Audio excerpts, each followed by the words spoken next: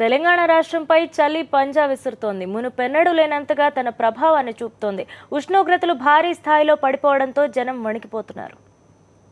తెలంగాణలో చలి పంజా, కనిష్ట స్థాయికి పడిపోతున్న ఉష్ణోగ్రతలు, బయటకు అడుగు పెట్టాలంటేనే వణికిపోతున్న జనం.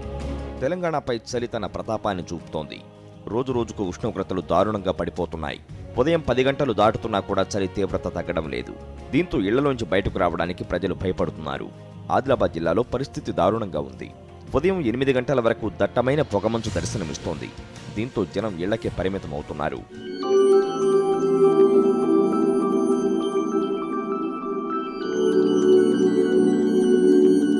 ఉత్తర భారతం నుంచి వస్తున్న చలిగాలుల వల్ల రాష్ట్రంలో ఉష్ణోగ్రతలు సాధారణం కంటే తగ్గిపోతున్నాయి.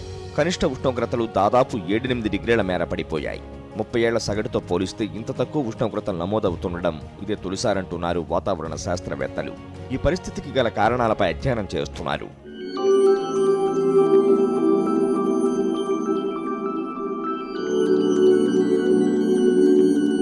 హైదరాబాద్లో చలి తీవ్రమైంది. తెల్లవారుజామున 5-6 గంటలకు వాకింగ్కు వెళ్లేవారు చలి కారణంగా 9 గంటలు దాటిన తర్వాతే పార్కుల్లోకి వెళుతున్నారు. పట్టపగలు కూడా చలిగాలులు విపరీతంగా వీస్తున్నాయి. దీంతో స్వెట్టర్లు, జర్కిన్లు ధరించాల్సిన పరిస్థితి నెలకొంది.